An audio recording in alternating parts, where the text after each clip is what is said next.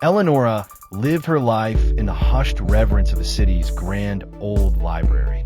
Her world was one of parchment and ink, of quiet contemplation and the gentle rustle of turning pages.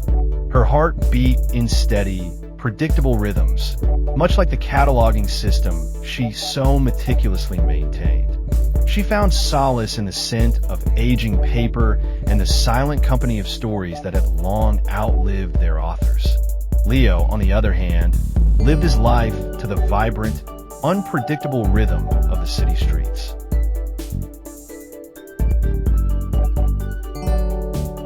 He was a musician, his fingers dancing across the strings of his worn guitar, his voice a soulful melody that painted the air with stories of his own. He played for copper coins and the fleeting smiles of strangers. His heart beat in ever-changing improvisational jazz he so loved to play. Their worlds, one of silent order and the other of melodic chaos, were destined to collide. One crisp autumn afternoon, a sudden downpour sent the city's inhabitants scattering for cover. Leo, caught in the deluge, sought refuge in the first open door he saw, the grand, arch-ripping and apologetic. He stood in the vast, silent hall, his guitar case clutched in his hand.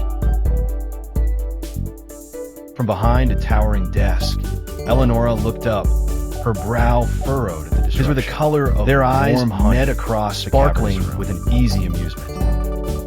Hers were a deep, contemplative gray, like a stormy sea.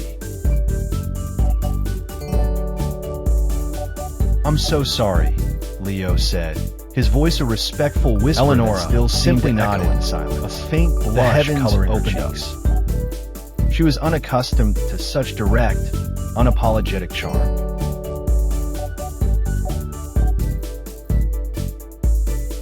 "You can wait here until it passes," she offered, her voice soft and melodic in its own quiet way.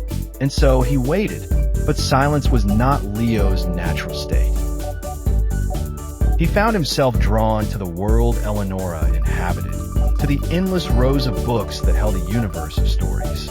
He asked her questions, his curiosity. "You want to know about the oldest book in the library, about her favorite stories, about the lives captured within the pages she so lovingly tended." Eleonora, in turn, found herself slowly opening up, her initial reserve melting away under the warmth of his interest. She spoke of epic poems and tragic heroines. He listened, built truly listened, and the timeless power of ear catching the poetry in her prose. When the rain finally subsided, leaving the city glistening and fresh. "I'll be back," Leo, he promised, was reluctant to smile. "But next time, I'll be drier." True to his word, he returned. And again after that. He would come in the late afternoons, after his street performances had dwindled, and sit at a small table. Sometimes he would read the books she recommended, his brow furrowed in concentration.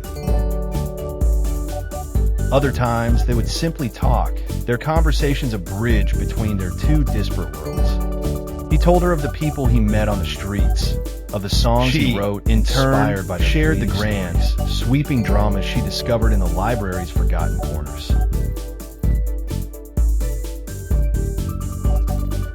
One evening, as the library was closing, Leo waited for her at the entrance. He held his guitar, not his case. And there, on the steps of the grand library, he said, under a sky awash with the colors of the setting sun, he played for her. It was a melody she had never heard before, a song. It was a song about a librarian and a street musician, and the soaring joy of an unexpected connection.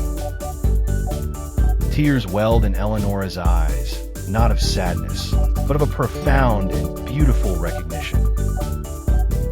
In his music, she heard her own quiet world transformed into something vibrant and new. In his melody, she felt the steady rhythm of her own heart finding a new, more joyful beat. From that day on, their love story was written in the margins of library books and in the lyrics of street corner songs. They found in each other a beautiful harmony, a reminder that the most enchanting melodies are often composed. The quiet librarian had found her adventure, and the wandering musician had found his home.